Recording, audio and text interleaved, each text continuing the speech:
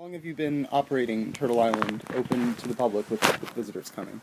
Well, that's an interesting question because we're not really open to the public. In fact, I think that's one of the pivotal things. The health department says they're protecting public health and safety, and that creates their jurisdiction, their authority here. But if we're not open to the public, then they really don't have any authority or jurisdiction or any legal reasons to get involved. And I told them that I'm not open to the public. Like, you have to apply to come here and be a visitor whatsoever. So I've never been, quote, open to the public, and there's always been signs that if you show up without an appointment, you'll be turned away, and that's what we do. So it's a private piece of property, and I've been having guests here for 26 years and been dedicating my life to teaching people about natural living for 26 years. Actually, I dedicated my life to it a lot earlier than that, but we've been in operation. And some people would say we're open to the public that long, but I'm saying we're just taking visitors for that long. So 26 years of operation, interacting with people that purposefully want to learn about sustainable natural living processes. So for 26 years now, there have been people coming here, drinking the water and eating the food here. How many have ever been sickened by any of the practices that go on here? Well, that's one of the strange and ironic things, is that the health department says in the name of public health and safety, they're controlling us and condemning us and have attacked us and told us to cease and desist, and yet no one ever has had a health problem because of their eating our food or our natural practices. They've all gone away a lot healthier. Like, nobody's ever gotten any food poisoning. No one's ever had any problems with the water. So we have a perfect track record, and everyone is feeling a lot better because of their time here and knowing how to interact with the natural world. We're not just talking about individuals' health, but we're talking about the whole planet's health. Like, we're dedicated to making the whole planet healthier, and yet they're sort of short-sightedly trying to work on making individuals' health healthier, and they're actually stopped the healthy process. They've made the world a lot less healthy because now we can't offer these very inspiring health-providing classes to people. So I understand that recently, not so recently, but the health department asked you to get a well and a septic system. They said that it wasn't okay for you to have your visitors drinking from the stream. Had anybody been sickened by the stream before? You said it has a perfect track record, so Yeah. do you And feel as though actually that was an unnecessary addition that you were forced to make? It's something that I didn't want to make, but actually, to clarify, we weren't drinking from the stream. We were teaching what drinking from the stream will do, which is sometimes make you sick. But no one ever got sick from our water. We're drinking spring water, which is different from a stream. Stream is an open body of water, and a spring comes up from a deep hole in the ground, and where there's no bacteria. Okay. And so the whole idea is we're teaching correct, intelligent, healthy methods of natural living. And they shut us down from doing that. They said, no, that's unacceptable. That spring water won't do.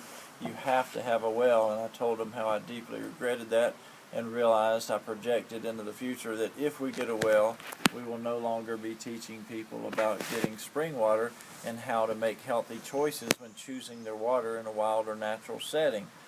And in fact, when I complied and got a well, we have quit teaching these natural ways about spring water.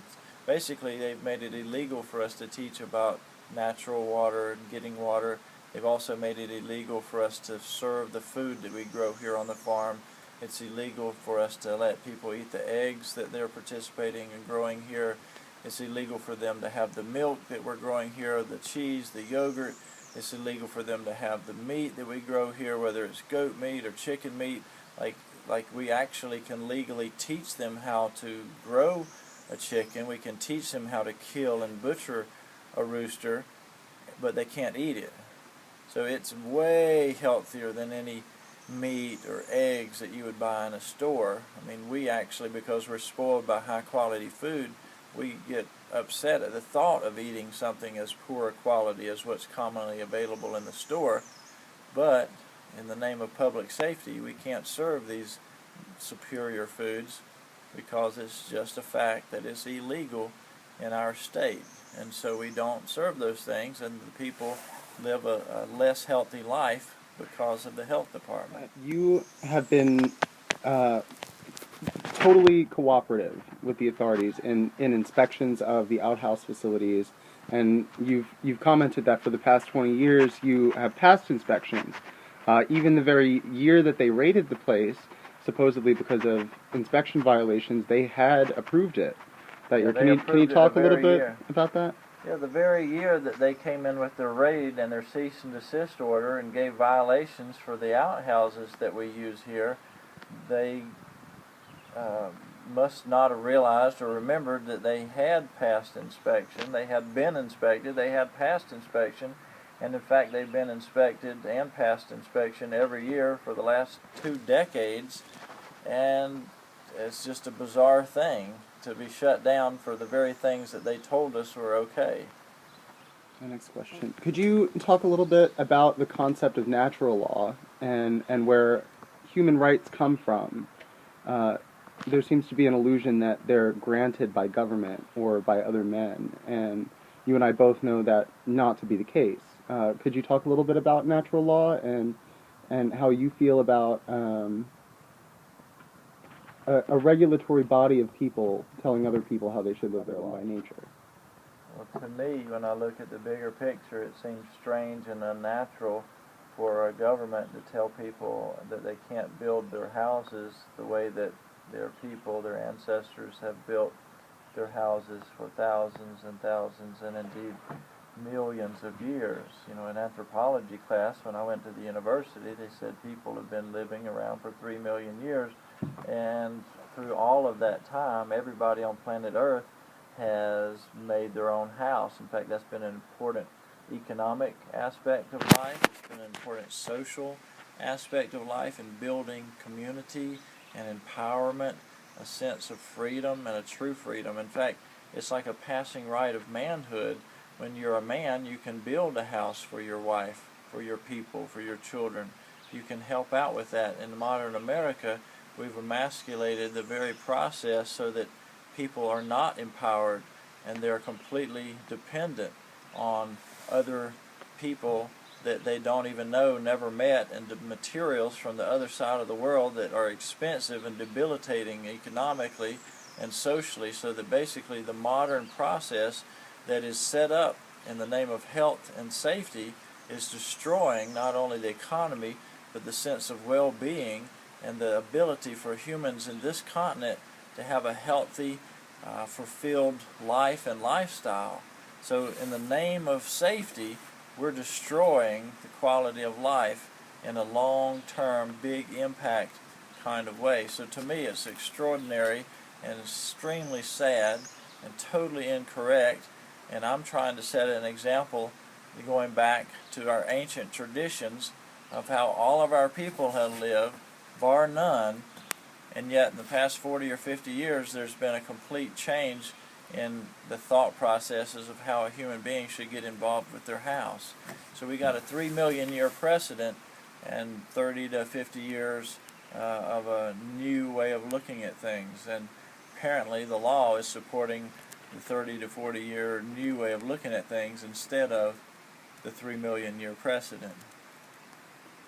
All right. I don't have any further questions. Do you have any closing comments or anything you would like to say to sort of summate your ideas and what you're doing here and what you're up against? Freedom is one of the most important things that we can have as a human being for our well-being, sense of peace, and ability to conduct ourselves in a way that's honorable to our entire ancestry.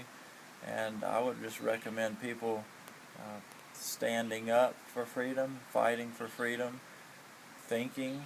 You know, that's a bottom line step. Pay attention to what's going on, and when you see a case like this that's so indelibly bizarre, pay attention. talk to your friends about it, evaluate it, think it through in your own head, think it through in your own heart, and do something about it, whether it's in your life or some friend's life.